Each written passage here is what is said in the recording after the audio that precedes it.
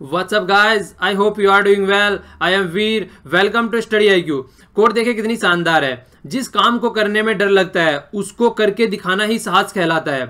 आखिर डर होता क्या है? डर देखिए, हम अपने माइंड के चारों ओर एक दीवार बना लेते हैं। वो दीवार एक ऐसी होती है कि जो भी काम को हम स्टार्टिंग में करने की कोशिश करते हैं तो वो दीवार हमेशा हमको रोकती है। वो हमेशा हमको बोलती है कि हमसे ये काम नहीं हो पाएगा।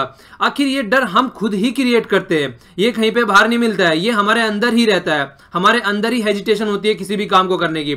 जैसे मैं क्वेश्चन पूछता हूं तो रिटर्न वाले क्वेश्चन भी पूछता हूं, राइटिंग आंसर राइटिंग वाले क्वेश्चन, तो उसमें बहुत से बंदों के माइंड में ये आ जाता है यार मैं क्या लिख पाऊंगा, मैंने तो आज तक क्वेश्चन नहीं लिखा है। जिस इंसान ने क्वेश्चन नीचे लिखा होगा उसने भी पहले फर्स्ट टाइम ट्राई ही किया होगा, ट्राई कर कर कर ही वो इस मुकाम पर पहुंचा है कि आज वो आंसर दे पा रहा है। तो आप भी अपने आंसर लिखना स्टार्ट कीजिए, चाहे किसी भी लैंग्वेज में लिखो। हिंदी इंग्लिश, मतलब नॉर्मली हिंदी इंग्लिश में लिखना, वरना दूसरी तो लैंग्वेज कोई ज्यादा समझ नहीं पाएगा यहाँ पे।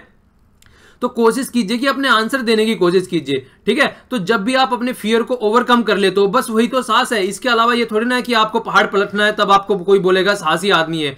जहां जहां आपके सामने डर आता है उस डर को ओवरकम कर कर आपको आगे बढ़ना ही आपका साहस कहलाता है। ओके, तो आज 23 जून है। देख लेते हैं हमको कौन कौन से द हिंदू के आर्टिकल डिस्कस करने हैं। ये स्टडी IQ के पेन ड्राइव और टैबलेट के कोर्सेज अवेलेबल है। अब तक दूसरों एग्जामों के लिए अवेलेबल थे यहाँ पे, अब यूपीएससी के लिए भी अवेलेबल है। तो इनको आप खरीद सकते हैं। इनसे रिलेटेड कोई भी डाउट या क्वेरी है आपके माइंड में तो यहाँ पर आप लोग कॉन्टैक्ट कर सकते हैं। ये जो कोर्स बनाए गए हैं ये भूमिका मैम के द्वारा, डॉक्टर गर्व सर के द्वारा और डॉक्टर महिपाल सर के द्वारा बनाए गए हैं। ओके, तो आइए अब आगे चलते हैं।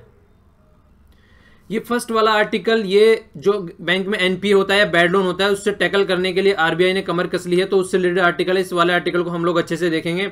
ये वाला जो आर्टिकल है यहाँ पे फ्रांस से रिलेटेड आर्टिकल है। जब से मैक्रोन चुन के आए हैं अभी, अब उनकी मतलब एक मेजोरिटी उनको मिल गई है फ्रांस में।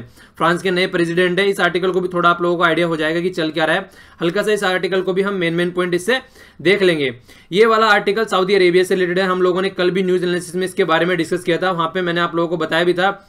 ये यहाँ पे सऊदी अरेबिया, देखिए ये वाला पोर्शन है यहाँ पे सऊदी अरेबिया। तो यहाँ पे क्या हुआ है, अभी अपने भतीजे को हटाकर अपने बेटे को उन्होंने मतलब डिप्टी की पोस्ट दे दी है, जो वहां के किंग थे। तो अभी ये माना जा रहा है कि आने वाले टाइम में अब ये ही यहाँ पर मतलब होलसेल अथॉरिटी बनेंगे। तो इसी के चलते हुए देखिए उन्हीं की पॉलिसी है, जिसके चलते यहाँ पे कतर वाला इशू निकल के आ रहा है। और इन्हीं को ये माना जा रहा है ये बहुत ही मतलब प्रोग्रेसिव थॉट के इंसान है। ये क्या चाहते हैं, ये चाहते हैं कि सऊदी अरेबिया को जो तेल के ऊपर डिपेंडेंट रहता है, मैनली ऑयल एक्सपोर्टिंग कंट्री रहता है, तो उसको चेंज करने की इन्होंने अपना टारगेट बनाया कि 2030 तक जो तेल एक्सपोर्टिंग इनका टारगेट है, मतलब तेल के ऊपर इनकी इकोनॉमी डिपेंडेंट रहती है, उसको चेंज कर देंगे ये। मतलब दूसरे एरिया में भी अपना इंफ्रास्ट्रक्चर डेवलप करना इन्होंने स्टार्ट कर दिया है। एक तो ये बात है। दूसरी बात क्या ये फोकस करते हैं, दूसरी बात के ऊपर फोकस कर रहे हैं कि यहाँ पे जो फीमेल की कंडीशन है सऊदी अरेबिया में, खासकर उनके राइट से रिलेटेड, वो बहुत ही बुरी कंडीशन है वहां पे, तो हमेशा उसको भी सपोर्ट करते हैं। तो प्रोग्रेसिव थॉट के इंसान एक साइड में माने जाते हैं और दूसरी साइड में इनको एग्रेसिव इंसान भी माना जाता है। एग्रेसिव इंसान किस तरीके से, जिस तरीके से देख लीजिए यमन में कितने दिनों से इनके साथ में वार चल रही है, यमन में वार चल रही है। इसके अलावा इन्होंने कतर के साथ में जो इशू चल गया और ईरान के साथ में इनके कंडीशन जिस तरीके से रहती है और इराक के साथ में भी वही इनकी सिचुएशन बनी हुई है। तो इन सब चीजों को देखते हुए इनको एक एग्रेसिव पॉलिसी भी निकल के आती है इनकी। तो आने वाले टाइम में पता नहीं किस तरीके से पॉलिसी चलेगी, जिस तरीके से अगर ये ऑथोरिटी इनके हाथ में आ जाएगी। एक साइड में तो अपनी कंट्री के लिए सही सोच रहे हैं, वो समझ में आता है, पर दूसरी साइड में जो इस वाले एरिया में मिडिल ईस्ट जिसको बोलते हैं, यहाँ पे देखिएगा बिल्कुल मतलब घमासान महाभारत चल रहा है। यहाँ पे ऊपर वाला इशू ले लीजिए, यहाँ पे सीरिया वाला ले लीजिए, सऊदी अरेबिया कतर वाला इशू ले लीजिए, ऊपर ईरान ले लीजिए, थोड़ा सा इधर चले जाए तो पाकिस्तान ले लीजिए। तो बिल्कुल महाभारत के टाइम वाली सिचुएशन यहाँ पे बनी हुई है। तो देखिए आगे आने वाले टाइम में किस तरीके से सिचुएशन बनती है। तो थोड़ा सा मैप लोग आपको ध्यान में रखना चाहिए। जिस तरीके से आपने प्रीलिम्स का पेपर भी देखा होगा, तो इस वाले पोर्शन से मैंने आपको पहले बताया था क्वेश्चन जरूर आएगा। तो क्वेश्चन पूछा भी गया इस वाले पोर्शन से, क्योंकि काफी न्यूज में पोर्शन है ये। तो जो भी न्यूज में रहता है उसको थोड़ा देख लिया करते हैं हमेशा। ओके, तो ये पर्शियन गल्फ हो गया, यहाँ पे ये रेड सी हो गया, ये ऊपर मेडिटेरेनियन सी हो गया। ओके, तो यहाँ पे जो इसकी कैपिटल है वो रियाद है और जो इसकी करेंसी है वो सऊदी रियाल है। तो याद रखिएगा सऊदी अरेबिया के बारे में। ओके, नीचे वाला आर्टिकल जो कैटल से रिलेटेड रूल निकल के आए थे अभी सेंट्रल गवर्नमेंट के, तो उससे रिलेटेड है। तो उसमें रियलिटी क्या है वो बताने की कोशिश की गई है। सुप्रीम कोर्ट के डिसीजन का भी बात किया गया है और यहाँ पे नेपाल में गधेमई फेस्टिवल सेलिब्रेट किया जाता है, उसका भी जिक्र किया गया है। दोनों कॉन्सेप्ट को अच्छे से डिस्कस करूंगा, पूरा एक्सप्लेनेशन देके आप लोगों को। ओके, ये नीचे वाला आर्टिकल जो दिया गया है यहाँ पे, ये देखिए अभी क्या हुआ है, पाकिस्तान ने हरा दिया है इंडिया को चैंपियन ट्रॉफी में। तो जो इंडिया को हराया गया है उसमें तो क्या हुआ है, काफी एरिया में कई सारे स्टेट का जिक्र किया गया, यहाँ पे राजस्थान का जिक्र किया है, मध्य प्रदेश का जिक्र किया गया और खासकर यूपी का जिक्र नहीं किया गया। यूपी में भी कई जगह इस तरीके की सिचुएशन निकल के आई है कि जो हमारी सिटीजन है, जो मुस्लिम भाई हैं हमारे, वो क्या करते हैं कि जो पाकिस्तान जीतने के बाद में पाकिस्तान जिंदाबाद के नारे लगाते हैं। देखिए ये तो मैं भी मानता हूं कि हर एक आदमी की चॉइस अलग हो सकती है। बहुत से आदमी क्या करते हैं, ऑस्ट्रेलिया क्रिकेटर को बहुत ज्यादा पसंद करते हैं, बहुत से आदमी किसी और कंट्री के किसी और गेम को बहुत ज्यादा पसंद करते हैं। तो किसी को पसंद करना वो एक चॉइस है, पसंद कर सकते हैं, पर लेकिन किसी, देखो पसंद करना किसी भी की, अगर कोई अच्छा है, कोई सुंदर इंसान है, चाहे वो लड़का हो चाहे लड़की हो, उसकी बड़ाई करना कोई गलत बात नहीं है, उसकी बड़ाई कर सकते हैं। किसी के अंदर टैलेंट है, कोई अच्छा काम कर रहा है कोई भी, तो उसको प्रेज कर सकते हैं, वो चीजें समझ में आती है।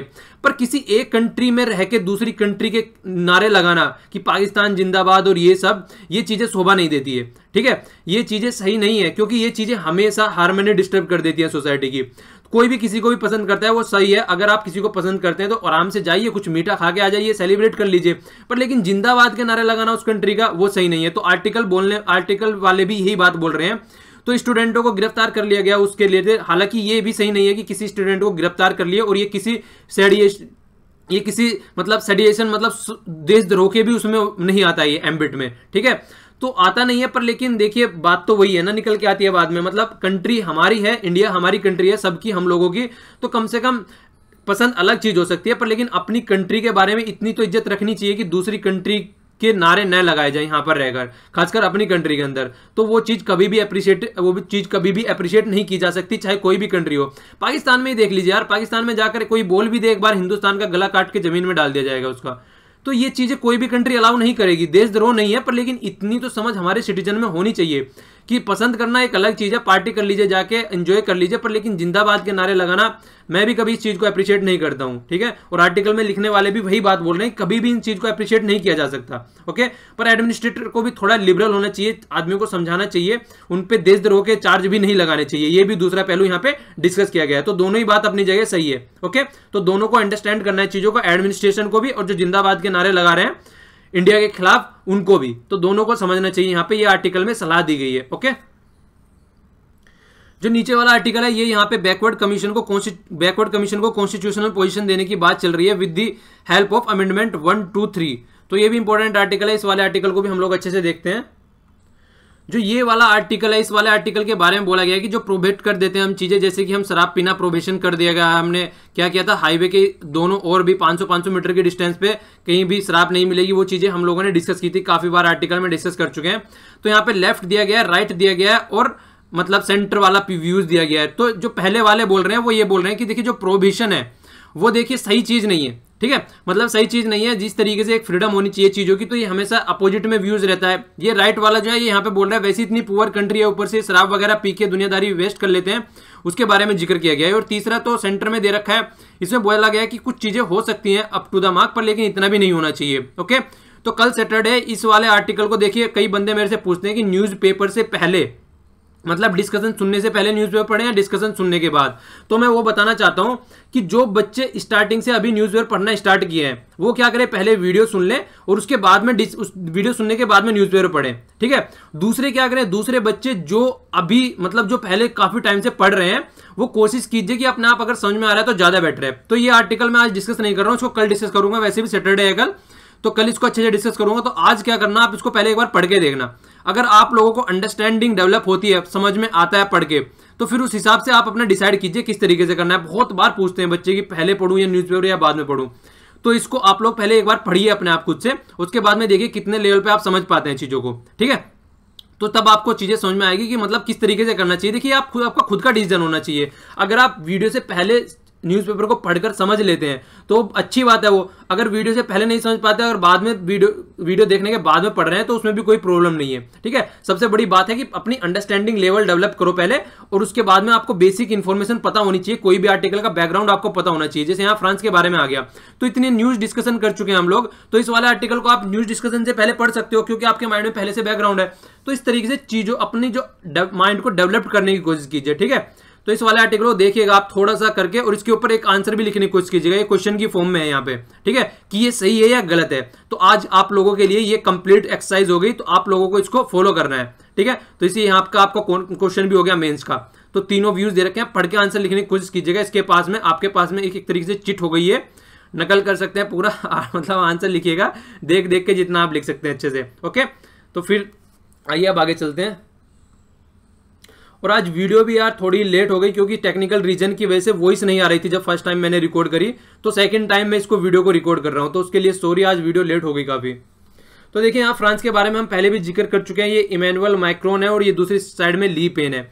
तो इनको हराकर ये अभी प्रेसिडेंट बने हैं। तो ये एक मतलब मिक्स अप्रोच लेके चलते हैं, ना तो राइट साइड में ज्यादा चलते हैं ना लेफ्ट साइड में ज्यादा चलते हैं। जिस तरीके से मैंने आर्टिकल में भी बताया, लेफ्ट व्यूज, राइट व्यूज और सेंटर व्यूज। तो ये सेंटर व्यूज वाले आदमी है। ये ना तो ये बोलते हैं कि ये चीजें ज्यादा गलत है, ना ये बोलते हैं ये चीजें ज्यादा सही है, एक मिड पाथ में चलते हैं, मतलब बुद्धा के पाथ पे चलते हैं, ठीक है। पर लेकिन ये बिल्कुल लेफ्ट वाले पार्ट पे अपना चलती थी। तो ये हार गई है और ये जीत के आए हैं अभी फ्रांस में। तो फ्रांस आप लोग यहाँ पे देख सकते हैं, फ्रांस हो गया यहाँ पे, तो ये जीत के आए हैं। तो यहाँ पे अभी क्या है यहाँ पे एक्चुअली, तो जब से ये चल रहा था कि मतलब यूरोप में बहुत बुरी कंडीशन बनी हुई थी, जब से ब्रिटेन बाहर निकला है, ब्रेक्जिट जिसको बोलते हैं, तो तब से लेके ये माना जा रहा था कि पता नहीं क्या सिचुएशन बनेगी। तो लेकिन अब ये दिख रहा है कि यूरोप अब एक स्ट्रॉन्ग पोजीशन में आ जाएगा, क्योंकि अभी ये है, अभी देखिए जर्मनी में भी इलेक्शन होने वाले हैं। जो जर्मनी में इलेक्शन होने के बाद में कौन जीत के आता है, ये दो को इनको पहिया बोला जाता है गाड़ी का, मतलब यूरोप की गाड़ी का पहिया बोला जाता है, जर्मनी को और फ्रांस को। अगर ये सही है तो जर्मनी और तो यूरोप बिल्कुल एक सही कंडीशन में माना जाता है, चलता रहेगा। अगर इनके दोनों में कोई प्रॉब्लम हो जाती है तो फिर प्रॉब्लम क्रिएट होनी स्टार्ट हो जाती है वहां पे, ठीक है। तो ये बात बोली जा रही थी यहाँ पे। तो ये भी आप लोगों को याद रखना है, जो कैपिटल है फ्रांस है और जो करेंसी है इसकी यूरो और CFP फ्रैंक, ये मैं पहले ही बता चुका हूँ, ठीक है। तो थोड़ा सा आप लोग रिवीजन करते रहिए और चीजों को याद रखिए। तो मैंने इनको पहले भी उस दिन आर्टिकल डिस्कस किया था, कुछ वो भी रिवीजन कर लेते हैं और कई पॉइंट मैंने नए भी डाले यहाँ पे। तो हम लोगों ने डिस्कशन किया था, क्या डिस्कशन किया था, देखिए जो जीत के आए अभी, तो जो एक तरीके से मतलब फायदा पहुंचाएंगे यूरोप को स्ट्रॉन्ग बनाएंगे, ठीक है। तो वो चीजें हम लोगों ने डिस्कस की थी। तो इनकी पार्टी है, तो जिनकी पार्टी है यहाँ पे, तो उनकी पार्टी अब यहाँ पे मेजोरिटी में आ गई है। जिस तरीके से मैंने आप लोगों को एग्जांपल भी दिया था अपनी गवर्नमेंट का, खुद का। यहाँ पे इंडिया में जो गवर्नमेंट थी अब तक राज्यसभा में एक अच्छी खासी मेजोरिटी नहीं थी, पर लेकिन इलेक्शन हुए जैसे यूपी में और पंजाब में और यहाँ पे गोवा में इलेक्शन हुए, तो तब जाके उनकी सीटें बढ़ी हैं और वो थोड़ा मेजोरिटी में वहां पे दिख रही है अब, मतलब एक अच्छी खासी पोजीशन में दिख रही है। उससे पहले उनकी पोजीशन बड़ी वीक लग रही थी, पर लेकिन यहाँ पे इनके पास में फुल मेजोरिटी है, इनकी नेशनल असेंबली जो है फ्रांस की यहाँ पे आज की डेट में। तो अब देखिए ये दोनों व्यूज को फोकस करके चलते हैं, दोनों व्यूज को मतलब सबको साथ लेके चलते हैं, किस तरीके से जॉब पे फोकस करना है वहां पे, ठीक है। गवर्नमेंट को जो स्पेंड करना है, कहाँ पे खर्च करना है, किस तरीके से स्ट्रेटेजिक सेक्टर को इनको लेके चलना है, वेलफेयर स्कीम लगानी है, लेबर्स में रिफॉर्म करना है। इसके अलावा कॉर्पोरेट जो टैक्स होता है, मतलब ईज ऑफ डूइंग बिजनेस में भी करनी है, 33% से घटा के 25% करना है। इसके अलावा क्या करना है, अनएम्प्लॉयमेंट की जो कंडीशन है 10 to 25 के बीच में घूमती रहती है, उसको घटाना है। अनएम्प्लॉयमेंट की कंडीशन ही एक ऐसी कंडीशन है जो अनरेस्ट क्रिएट करती है सोसाइटी में, मतलब प्रॉब्लम क्रिएट करती है सोसाइटी में। तो उस प्रॉब्लम को सोल्व करने का सबसे अच्छा तरीका है कि किस तरीके से इंफ्रास्ट्रक्चर डेवलप की जाए, और इंफ्रास्ट्रक्चर डेवलप करने के बाद में किस तरीके से वहां पे लोगों को इंप्लॉयमेंट प्रोड्यूस किया जाए, क्योंकि इंप्लॉयमेंट जनरेशन होने से ही फिर इकोनॉमी अच्छी होनी स्टार्ट हो जाती है अपने आप, क्योंकि वो साइकिल के रूप में चलती है चीजें। डिमांड और सप्लाई वाला कॉन्सेप्ट जो मैं आप लोगों को पहले ही बता चुका हूं, जितनी डिमांड होगी उतनी सप्लाई बढ़ेगी, और सप्लाई बढ़ेगी तो फिर वो साइकिल चलनी स्टार्ट हो जाएगी ग्रोथ की, ठीक है। तो वो पर कैपिटा इनकम भी फिर बढ़नी स्टार्ट हो जाती है। तो वो चीजें हम सारे डिस्कस कर चुके हैं। तो यहाँ पे देखिए इनकी पार्टी एक ऐसी पार्टी है जिस तरीके से 2016 में इनकी पार्टी बनी है, ऐसी पार्टी बनी है जिस तरीके से यहाँ पे आम आदमी पार्टी बनी है, ठीक है। तो इनकी पार्टी का नाम क्या है, इन मार्चे। तो ये पार्टी इनकी बनी है, पॉलिटिकल पार्टी, लिबरल पार्टी बोला जा रहा है इसको एक तरीके से। तो ये बनी है वहां पे और जीत के भी आ गई 2017 में, तो नई पार्टी बनी और जीत के भी आ गई। तो सब चीजें अपनी जगह सही है, अच्छी खासी विक्ट्री मिली है। जिस तरीके से अरविंद केजरीवाल भी एक भारी बहुमत से जीत के आए थे, पर लेकिन अब देखिए प्रॉब्लम बहुत सारी है इनके सामने। ट्रंप के किस तरीके से रिलेशन चल रहे हैं, यूके के साथ में भी चीजें किस तरीके से चल रही है, यूरोपियन यूनियन से बाहर निकल गया है, पूरी कंट्री को साथ में लेके चलना है। जो वहां पे एक इमिग्रेंट्स और आप लोग बोल सकते हैं जो बाहर वाले आदमी होते हैं, उनके खिलाफ जो वहां पे एक तरीके से मुहिम चल रही है, उसको किस तरीके से कंट्रोल करते हैं, अपनी इकोनॉमी को किस तरीके से ट्रैक पे लेकर आते हैं, और यहाँ पर लोगों को किस तरीके से पैसिफाई करते हैं ऑल ओवर डायरेक्शन में। क्योंकि चीजें वही बात हो जाती है कि कोई आदमी अगर मतलब किसी एग्जाम में टॉप कर लेता है एक अलग बात है, पर लेकिन हर साल टॉप करना, हर एक क्लास में टॉप करना एक टफ काम होता है। तो ये इनका फर्स्ट एग्जाम था, इसमें तो ये टॉप कर गए, अपना जीत के आगे, पर लेकिन अब किस तरीके से खड़े उतरेंगे लोगों के सामने, वो देखने वाली बात अब सामने निकल के आएगी आने वाले टाइम में। ओके, देखिए जो डे बाय डे हम न्यूज सुन रहे हैं रिलेटेड टू द जो कैटल स्लॉटर होता है, उन सब चीज से रिलेटेड जो रूल निकल के आ रहे हैं, तो उसके बारे में हम लोग जिक्र कर रहे हैं। यहाँ पे आर्टिकल भी उसी के बारे में है। तो ये NL राजा जी के द्वारा लिखा गया। तो यहाँ पे क्या बात की गई है, मतलब जो prevention of the cruelty to animal जो रूल लेके आई है गवर्नमेंट 2017 में अभी, जिसके तहत हम लोगों ने देखा था कि जो स्लेटर वगैरह है, जो मांस वगैरह मतलब बेचना, वो सब चीजें उन पे बैन लगा दिया गया था। तो उसके तहत हम लोगों ने कई सारी चीजें देखी थी, वो दूसरे आर्टिकल में हम लोगों ने डिस्कस किया था, वो भी थोड़ा बता देता हूं मैं आप लोगों को, 1 मिनट लगेगी। देखिए उससे हमारी इंडस्ट्री पे कितना ज्यादा इंपैक्ट पड़ेगा, जो हमारी खासकर चमड़ा उद्योग वाली इंडस्ट्री है, लेदर जो इंडस्ट्री है। उसके अलावा हम लोगों ने देखा था एम्प्लॉयमेंट पे कितना इंपैक्ट पड़ेगा उसकी वजह से। उसके अलावा हमने देखा था कि जो हमारा एक्सपोर्ट होता है, जिस तरीके से एक्सपोर्ट होता है, हमारा मैक्सिमम एक्सपोर्ट चमड़ा उद्योग का हमारे यहाँ से होता है, हमारी कंट्री उसमें मैक्सिमम प्रोड्यूस करती है, क्योंकि हमारे यहाँ पे कैटल की जो मात्रा है, जो पशुओं की मात्रा है, वो सबसे ज्यादा है। तो उस पर बहुत ज्यादा इंपैक्ट पड़ेगा। तो ओवरऑल कई सारे एरिया का हमने डिस्कशन किया था, उन पे इंपैक्ट पड़ेगा। तो वो डायमेंशन हम लोग डिस्कस कर चुके हैं ऑलरेडी। अब यहाँ पे जो डिस्कस करने जा रहे हैं वो क्या देखने जा रहे हैं, हम ये देखने जा रहे हैं कि ये था क्या और किया क्या जा रहा है, ठीक है ना। तो असली रूप दिखाने की बात कर रहे हैं, डिबंकिंग बोला इन्होंने इसको, असली रूप दिखाना, जो कैटल से रिलेटेड रूल लेके आए हैं। तो कैटल से रिलेटेड रूल आए क्यों थे, तो पहले बात वहां से निकल के आती है, ठीक है। तो यहाँ पे बात की गई है, हालांकि देखिए कई सारों ने इन रूलों का मतलब कई ग्राउंड पे निंदा भी की गई है। क्या ग्राउंड है, 2 ग्राउंड पे निंदा की गई है स्टार्टिंग में, तो कि ये कम्युनिटी क्लैश के रूप में इनको लिया जा रहा है, कि ये मतलब ये गाय को लेके चीजें सामने निकल के आ रही है, वो सब चीजें निकल के आ रही है। इसके अलावा दूसरा क्या है, रेगुलेशन किस तरीके से करनी है जो स्लेटर से रिलेटेड है, ठीक है। तो ये बात यहां पे की गई है। तो देखिए केस था सुप्रीम कोर्ट का, उस केस के तहत अगर बातें की जाए तो केस क्या नाम था, केस था गोरी मलौखी वर्सेस यूनियन ऑफ इंडिया। तो इस केस के तहत 2014 में ये केस आया था। तो इस केस के तहत ये आपको याद रखना इंपॉर्टेंट केस है। तो यहाँ पे क्या गया था 2014 में, तो नेपाल में गधईमई फेस्टिवल सेलिब्रेट होता है, ठीक है। तो गधईमई फेस्टिवल सेलिब्रेट होता है, तो सुप्रीम कोर्ट ने ये बोला था कि गवर्नमेंट को कि ऐसे रूल बनाओ कि जो ट्रांसपोर्टेशन होता है वहां पे गाय भैंसों का, बैलों का, जिनका भी जितने भी पशु होते हैं, तो उसको रोक दिया जाए। खासकर जो फोकस रहता है वो बैफेलो पे रहता है, मतलब भैंसों पे रहता है। तो उनको वहां पे एक्सपोर्ट करने से रोका जाए। क्यों रोका जाए, आप लोग पिक्चर देख लीजिए, अभी पता चलेगा क्यों रोका जाए। ये देखिए यहाँ पे फेस्टिवल सेलिब्रेट किया जाता है, जिसको गधईमई फेस्टिवल बोला जाता है नेपाल में, ओके। तो ये सेलिब्रेट किया जाता है। तो 2009 में अगर देखा जाए 50,000 कैटल ऐसे मतलब काट दिए जाते हैं। ये इसको क्या मानते हैं, शुभ मानते हैं। वही ये पुराने टाइम से चली रहती है। सती प्रथा भी पुराने टाइम में चली जाती थी, तो वो भी सही मानी जाती थी सोसाइटी के हिसाब से। चलिए नाम ही याद आ गया, तो बताइए सती प्रथा को बैन कब किया गया था और किसके द्वारा बैन किया गया था। तो दोनों कमेंट बॉक्स में आंसर दीजिएगा आप लोग, ठीक है, सती प्रथा से रिलेटेड, ओके। तो देखिए जब उस टाइम पे वो पुराने टाइम से चली आ रही थी, जब तक चल रही थी तब तक सही मानी जा रही थी, पर लेकिन जब उसको हटा दिया तो तब समझ में आ गया कि हाँ गलत थी वो चीजें, ओके। अब ये जब तक चला रहा था, सही आ रहा था, किसी ने प्रोटेस्ट नहीं किया, तो चल रही थी चीजें। इसीलिए कहते हैं सोसाइटी में अगर आप भी कुछ गलत देखो तो उसके खिलाफ आवाज उठाओ, ठीक है। उसको एक्सेप्ट, अगर उसके खिलाफ आवाज ना उठाना मतलब होता है एक्सेप्ट कर लेना उसको। तो कभी भी गलत चीज को एक्सेप्ट नहीं करना चाहिए, ओके। तो यहां पर ये चली आ रही थी। 2009 में क्या किया, 2009 में 50,000 मारे, ठीक है। अब 2015 में बात आ गया, तो फिर क्या किया, इसको सैक्रिफाइस जो होता था इतना ज्यादा, इसको कैंसिल कर दिया गया। जो वहां की टेंपल अथॉरिटी थी उसने, गधईमई टेंपल वाला एरिया, यहाँ पे गधईमई माता बोला जाता है इसको, वहां पे नेपाल वाले एरिया में। तो ये मानते हैं अगर जितना भी सैक्रिफाइस आप लोग करेंगे, पशुओं को काटेंगे, तो यहां से क्या होगा, एक तरीके से प्रोस्पेरिटी आएगी उनके घर में, मतलब अच्छी खासी उनकी रोजी रोटी, उनके घर में कमाई आएगी। तो इस तरीके से इसको उनके मन में एक धारणा बनी हुई थी।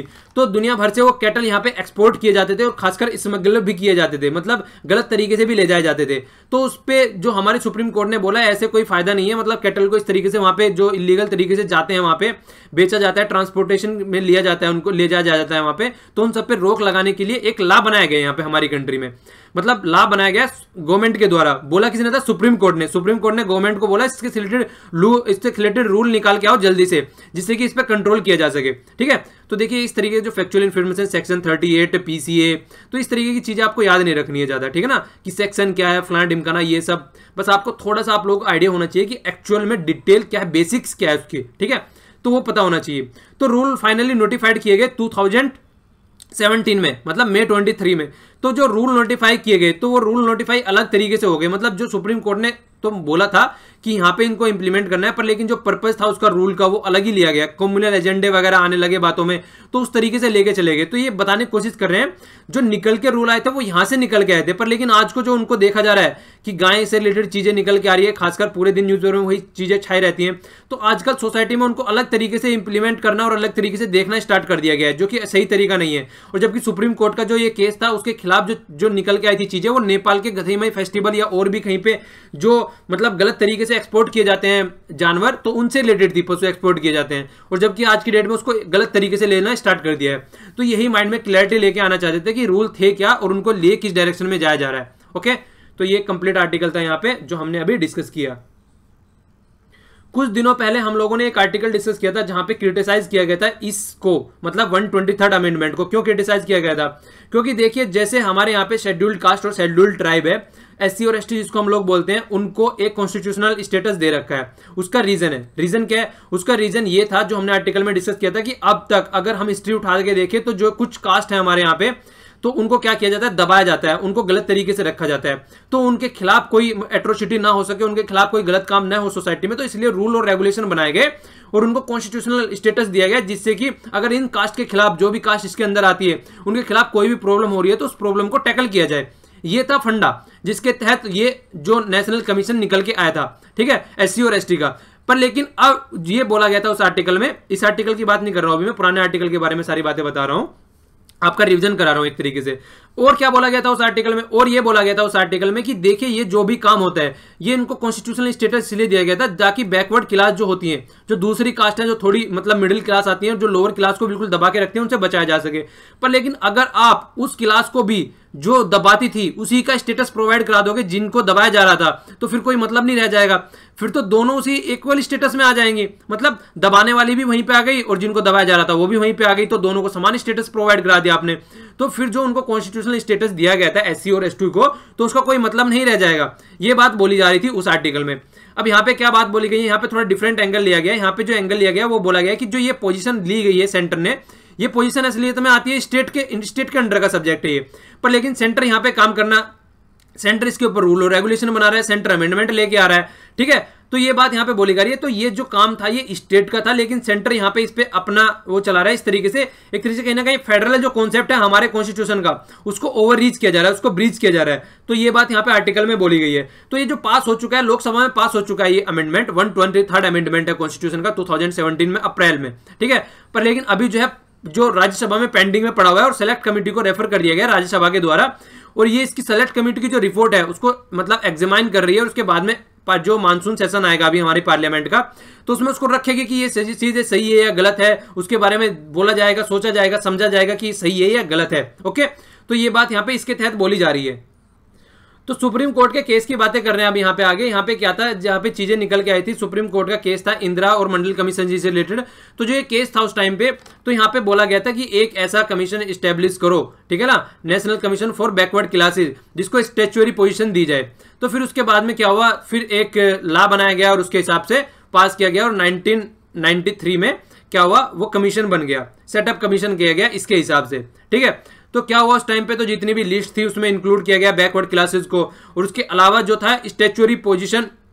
अब क्या करने जा रहे हैं, अब जो यहाँ पे स्टैच्यूटरी पोजीशन थी इसके पास में, जो लॉ के तहत हमने बनाया था, अब तक कॉन्स्टिट्यूशन में नहीं रखा गया था इसको, ठीक है। तो अब जो लॉ बनाया गया था, तो जो लॉ के तहत ये चीजें की गई थी, तो अब क्या किया जा रहा है, इसको कॉन्स्टिट्यूशनल स्टैच्यूटरी पोजीशन से इसको एक कॉन्स्टिट्यूशनल पोजीशन देने जा रहे हैं। अगर कॉन्स्टिट्यूशनल पोजीशन मिल जाती है तो फिर क्या होगा, अगर कभी फ्यूचर में इसमें चेंज करना पड़ेगा तो फिर पूरा कॉन्स्टिट्यूशनल प्रोसेस निकल के आएगा, अमेंडमेंट करने के लिए स्पेशल मेजोरिटी निकल के आएगी, रेक्टिफाई किया जाएगा स्टेटों के द्वारा, तो फिर वो पूरा प्रोसेस आ जाएगा। तो एक तरीके से फिक्स हो जाएंगी चीजें, कहीं ना कहीं ये बात बोली जा रही है यहाँ पर। ओके, तो यहां पर यही बात की जा रही है, मतलब इसको क्या इसको चेंज करने की बहुत पोजीशन चल रही है कि स्टैच्यूटरी से कॉन्स्टिट्यूशनल पोजीशन दे दी जाए। ओके, तो यहां पे ये फोकस किया जा रहा है। और हाँ, कॉन्स्टिट्यूशन से याद आया, जो भी स्टूडेंट स्टडी लवर चैनल पर कॉन्स्टिट्यूशनल के उसके पॉलिटिकल लेक्चर जो मैं ले रहा हूं वो लेक्चर सुन रहे हैं, उससे रिलेटेड यार जो भी कमेंट होते हैं आप वहीं पर ही किया कीजिए, या तो वहां पे कीजिए या फिर वीर के नाम से फेसबुक पर पेज है वहां पर कीजिए। स्टडी IQ के नीचे वो कमेंट मत कीजिए कि कब मैं लेक्चर लूंगा, वहां पे क्या करूंगा, वो सारी चीजें मैं वहां पे करूंगा। तो आपके माइंड में अगर कोई भी क्वेरी होती है उससे रिलेटेड, या तो उसी चैनल के आप नीचे कीजिए वहीं पर ही जाकर स्टडी लवर के, और या फिर फेसबुक पर कीजिए, ठीक है। स्टडी IQ के नीचे मत पूछिए कि लेक्चर कब लूंगा या क्या कब करूंगा, वो सारी चीजें सेपरेट है। उसके बारे में जो भी डिस्कशन करना है आप लोगों को वो स्टडी लवर चैनल पर करें या फिर फेसबुक पर करें। तो ये आप लोगों से रिक्वेस्ट है प्लीज, ठीक है। तो जैसे वहां पे हम लोगों ने डिस्कस किया था, IPC की बात की थी हम लोगों ने, इंडियन पिनल कोड की। तो इंडियन पिनल कोड को किसके उसमें कॉन्स्टिट्यूशन में नहीं रखा जाता है, वो चीजें हम लोगों ने डिस्कस की थी वहां पर, ठीक है। तो ये बात होती है एक्चुअली में। तो ये जो एक्ट होते हैं उसको एक नॉर्मल स्टैच्यूटरी पोजीशन रहती है, पर लेकिन फिर अमेंडमेंट किया जाता है अगर कॉन्स्टिट्यूशन में, तो वो चीजें यहां पर निकल के आ जाती है, मतलब उसको यहां पर रखा जाता है फिर कॉन्स्टिट्यूशन के अंदर, ठीक है। तो वो अमेंडमेंट किया जाता है उसको, तो फिर वो चीजें यहां पर इसको स्टेटस प्रोवाइड कराने की बात चल रही है। आगे क्या बात की जा रही है, आगे ये बात की जा रही है कि अमेंडमेंट ये कहता है कि प्रेसिडेंट को पावर दी जाती है कि वो नोटिफाइड कर सकता है किसी भी स्टेट और यूनियन टेरिटरी में कौन यहाँ पे बैकवर्ड है और कौन सोशली, और देखिए जो फोकस किया जाता है वो सोशली और इकोनॉमिक बैकवर्ड की बात की जाती है, वो सोशली और एजुकेशनली बैकवर्ड की बात की जाती है। इस पर भी आप लोगों को फोकस करना है। हमारे कॉन्स्टिट्यूशन में कहीं भी इकोनॉमिक बैकवर्ड की बात नहीं की जाती है, क्योंकि अगर इकोनॉमी के हिसाब से बैकवर्ड देखने लगे तो बिल्कुल प्रॉब्लम क्रिएट हो जाएगी, क्योंकि हर एक टाइम कोई ना कोई आदमी ऐसा रहेगा जो इकोनॉमिक पॉइंट ऑफ व्यू से स्ट्रॉन्ग नहीं रहेगा। तो ये भी कई बार कंफ्यूजन करने के लिए क्वेश्चन पूछ लिया जाता है इससे रिलेटेड, तो इसको भी आप लोगों को याद रखना है, ठीक है। तो ये बात आप लोगों को याद रखनी है। तो जो स्टेटस जो बोला जा रहा है अमेंडमेंट में कि प्रेसिडेंट को पावर दी जा रही है, तो ये कहीं ना कहीं अगर प्रेसिडेंट को इस तरीके से पावर दी जा रही है तो वो प्रॉब्लम हो जाएगी। किस तरीके से, फेडरलिज्म का जो कॉन्सेप्ट है मैंने आप लोगों से अभी डिस्कस किया, तो वो प्रॉब्लम होनी स्टार्ट हो जाएगी, ठीक है। तो वो चीज देखनी पड़ेगी। और इसी तरीके से कॉन्स्टिट्यूशन बैच भी थी जिसके तहत बोला गया था, ईवी चिन्हा वर्सेस आंध्र प्रदेश का जो केस था उसमें भी यही बात बोली गई थी कि प्रेसिडेंट को पावर दे दी जाए कि शेड्यूल्ड एरिया को, मतलब प्रेसिडेंट के हाथ में पावर है कि शेड्यूल्ड कास्ट और शेड्यूल्ड एरिया को ट्रांसफर किया जाए। तो उसी की तर्ज पर अब इनको भी पावर दे दी जा रही है कि बैकवर्ड को भी वही वो करे। तो वही बात आ जा रही है सोचने वाली कि बिल्कुल उसी तरीके का स्टेटस देने की बात चल रही है जिस तरीके से शेड्यूल्ड कास्ट और शेड्यूल्ड ट्राइब के इक्विवेलेंट रखने की बात कर दी गई है। और ऊपर से जो पावर थी शेड्यूल्ड ट्राइब और शेड्यूल्ड कास्ट, वो शेड्यूल्ड ट्राइब और शेड्यूल्ड कास्ट की तो चलो प्रेसिडेंट को दे रखी है आप लोगों ने। अब जो बैकवर्ड क्लासेज है अगर उसकी भी पावर उसी को दे दी जा रही है तो फिर वही बात बोली जा रही है, कोई डिफरेंस नहीं बचेगा। तो लैंग्वेज भी उसी तरीके की यूज की जा रही है यहाँ पे।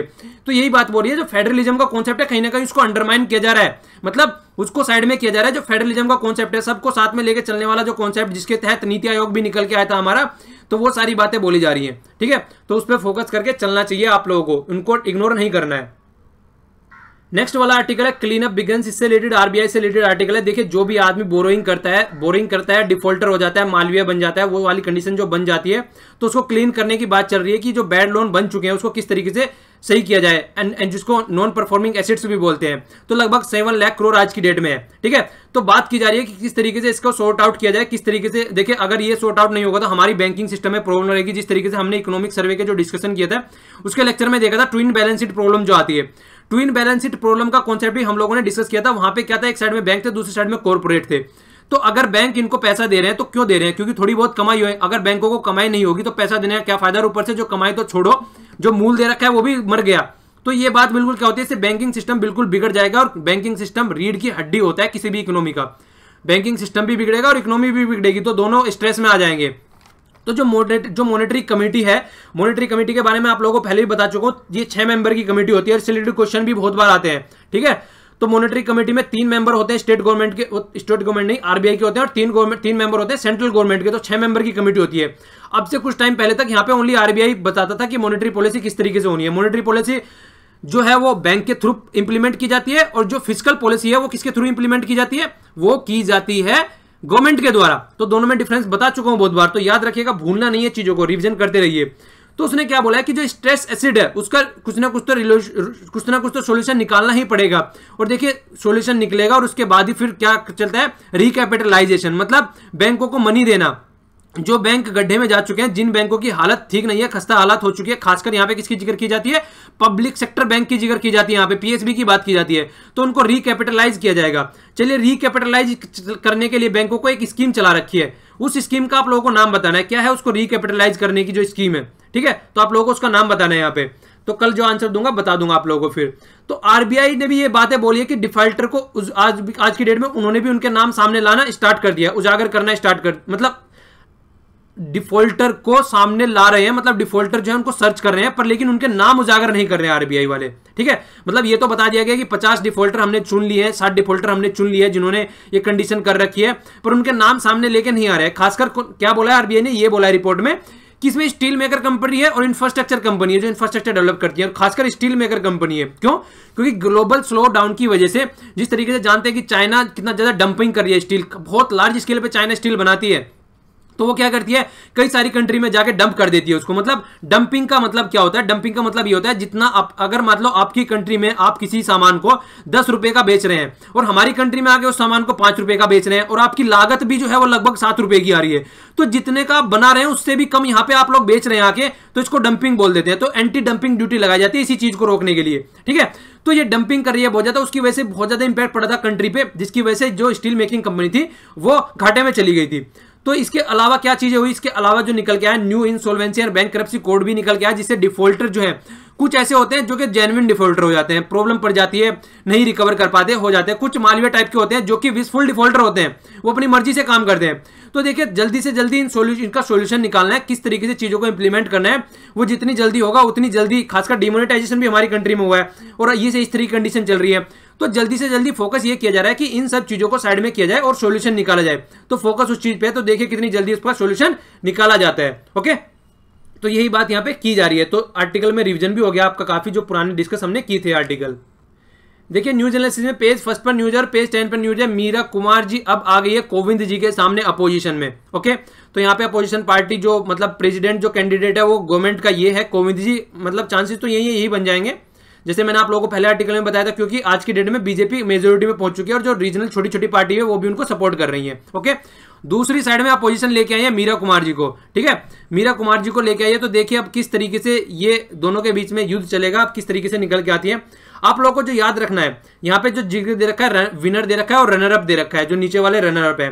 तो जो राजेंद्र प्रसाद जी थे वो जीते थे 83% से। ठीक है, तो उनके खिलाफ जो रनर अप थे वहां पे आप लोगों को उनका नाम याद रखना है, रनर अप का कम से कम आप लोगों को नाम याद रखना है। ठीक है, केटी साथ है फर्स्ट टाइम जो रनर अप थे, इस तरीके का क्वेश्चन कई बार पूछ लिया जाता है। तो फर्स्ट टाइम कौन थे जो सेकंड नंबर पे थे, दूसरे नंबर पर, तो इसका आप लोगों को याद रखना है। ठीक है, और अगर लग सकते हैं तो दूसरा ये भी इंपॉर्टेंट है, 2002 में जब लक्ष्मी सहगल जी थी उस टाइम पे, ये भी एक फ्रीडम फाइटर थी, तो ये थी इनके जो पीजे अब्दुल कलाम सर के अपोजिट में थी, तो इनका भी नाम आप लोग याद रख सकते हैं। और प्रणब मुखर्जी जी जो हमारे अभी प्रेसिडेंट है, उनके अपोजिट में पी संगमा। ठीक है, तो कुछ नाम आप लोग चाहे तो यहाँ पे याद रख सकते हैं अगर चाहे तो। ठीक है, वैसे इतना फैक्चुअल इन्फॉर्मेशन याद रखने की जरूरत नहीं है, फर्स्ट याद रख सकते हैं आप लोग। ओके, देखिए ये काफी इंपॉर्टेंट है, यहाँ पे पेज 1 पर न्यूज है, अंटार्कटिका से रिलेटेड न्यूज है। यहाँ पे ये अंटार्कटिका हो गया, आप लोगों को मैप में यहाँ पे दिख रहा होगा, अगर इसको ढंग से देखा जाए, अगर मैप में ये यहाँ पे नीचे वाले पोर्शन में आता है। ठीक है ना, अंटार्कटिका बोलते हैं, ऊपर वाले सी को आर्टिक सी बोलते हैं, ऊपर वाले पोल को नीचे अंटार्कटिका बोलते हैं। तो जो अंटार्कटिका की यहाँ पे बात की जा रही है, तो यहाँ पे ये बोला जा रहा है, देखिए वर्ल्ड का ओनली कॉन्टिनेंट है, आप लोगों को याद रखना है, इस तरीके की फैक्चुअल इन्फॉर्मेशन आ जाती है। वर्ल्ड का ओनली कॉन्टिनेंट है जिसपे ना तो कोई कंट्री है और ना कोई सिटीजन है, सब जाके वहां पे अपना अपना पोर्शन सबने हड़प रखा है, ये मेरा एरिया है, ये मेरा एरिया है। तो आप लोगों को थोड़ा सा याद रखना है, एक बार ये भी पूछा गया था कि रोज सी कहाँ पे पड़ता है, तो यहाँ पे रोज सी पड़ता है। ठीक है ना, ये यहाँ पे ऊपर वाला देख लीजिए, ये हो गया वेडले सी, तो ये भी इस तरीके के फाकलैंड यहाँ पे हो गया, इसके बारे में हम लोगों ने जिक्र किया था, किसके अंडर आता था ये मैंने आप लोगों को बताया था, रिविजन कर लीजिए, लिख दिया चलिए ठीक है, तो ये हम लोगों ने जिक्र किया था कि ये जो है, इसमें मैप में देखिए एक बार, यहाँ पे आता है। ठीक है ना, तो इसके नीचे यहाँ पे इस वाले एरिया में पड़ता है, इसके नीचे यहाँ पे चल के, तो ये पड़ता है इस वाले एरिया में, पर लेकिन है किसका, ये यूके का है आज की डेट में भी, यहाँ पे यूके का इसके ऊपर मतलब वर्चस्व है, यूके की मतलब यूके के अंडर में ही है आज की डेट में भी। ठीक है, तो ये हम लोगों ने डिस्कस किया था काफी इसके ऊपर, मतलब वहां पे रेफरेंडम भी करवाया गया था एक बार कि मतलब यहाँ पे यूके के साथ में ही रहना है, कि तो फिर से वहां की जनता ने यूके को ही सपोर्ट किया था। ठीक है, डिस्प्यूट किस किस के बीच में था, चलिए ये बताइए, ये सही है, डिस्प्यूट किस किस के बीच में था, एक साइड में तो यूके हो गया, दूसरी कौन सी कंट्री है, साउथ अमेरिका की, ये क्वेश्चन सही रहेगा, आप लोगों के माइंड में और ज्यादा क्लियरिटी आएगी। तो देखिए यहाँ पे क्या होता है, नॉर्मली जैसे एक्सप्लोइटेड किया जाता है इस वाले एरिया को, अगर देखा जाए तो अंटार्कटिका वाले जो पोर्शन की हम बात कर रहे हैं यहाँ पे, मतलब टूरिस्ट बहुत ज्यादा टूरिस्ट तो खैर इतने जाते नहीं है जितने भी होते हैं, पर लेकिन टूरिस्ट तो फिर भी सही तरीके के लिए जाते हैं, पर लेकिन एक्सप्लोइट किया जाता है, यहाँ पे डिस्प्यूट रहता है, क्राइम होते हैं कई सारे, तो यहाँ पे ये समझ में नहीं आता है कौन चीजों को टैकल कर रहा है। तो इंडिया ने क्या किया है, एक ड्राफ्ट करने की बात की है, कुछ रूल, ठीक है ना, जो अंटार्कटिका से रिलेटेड पॉलिसी को फॉलो करेंगे, तो लॉ बनाने की बात की गई है और विंटर सेशन के पार्लियामेंट में उसको रखने की बात की गई है। तो बोला किसको गया, मिनिस्ट्री ऑफ अर्थ को, ये भी याद रखना है, ministry of earth and science को बोला गया रूल बनाने के लिए, लॉ बनाने के लिए, लॉ को ड्राफ्ट करने के लिए। ओके, तो देखिए अंटार्कटिका ट्रीटी के बेस पे कई सारी चीजें होती हैं कि किस तरीके से फोकस देके वहां पे चलना चाहिए, क्या एक्टिविटी होनी चाहिए रीजन में। तो एक तो जो प्रोहिबिट किया गया है वहां पे मिलिट्री एक्टिविटी प्रोहिबिट की गई है कि कोई भी मिलिट्री एक्टिविटी वहां पे नहीं होनी है। सपोर्ट करते हैं साइंस से रिलेटेड, अगर कोई रिसर्च एंड डेवलपमेंट के प्रोजेक्ट चल रहे हैं वहां पे वो सपोर्ट करते हैं, पर लेकिन कुछ कंट्री क्या करती है, जो न्यूक्लियर वेस्ट है वहां पे वो जाके क्या करती है, उसको भी डिस्पोज कर देती है, तो या एक्सप्लोर करती है, मतलब एक्सप्लोरेशन करती है, तो वो भी चीजों पे वहां पे बैन लगाना है, बैन लगा रखा है, पर लेकिन वो भी चीजें होती है। प्रमोट क्या करना है, साइंटिफिक रिसर्च को प्रमोट कर सकते हैं और एक्सचेंज डेटा को प्रमोट कर सकते हैं। तो फोकस इस चीज पे रहना है, जो लॉ भी बनाना है उससे रिलेटेड, जो फालतू की चीजें हैं मिलिट्री से रिलेटेड या फिर जो डिस्पोज करते हैं न्यूक्लियर वेस्ट, तो उन सब चीजों पर रोक लगानी है। ठीक है, ये यहाँ पे तास्मानिया सी भी हो गया, ये भी याद रखिएगा, और ये यहाँ पे न्यूजीलैंड हो गया, ये ऑस्ट्रेलिया हो गया। ओके, ये ग्लोब को नीचे से दिखाया गया ऊपर करके। इससे अलावा जो आपको इंपॉर्टेंट इंफॉर्मेशन याद रखनी है कुछ यहाँ पे दे रखी है, इसके कंजर्वेशन के लिए 2 ट्रीटी भी है यहाँ पे, कई सारी है वैसे, 2 का नाम यहाँ पे दिया गया है, अंटार्कटिका सेल्स ट्रीटी 1972, इसके अलावा conservation Antarctica marine life resources 1980s।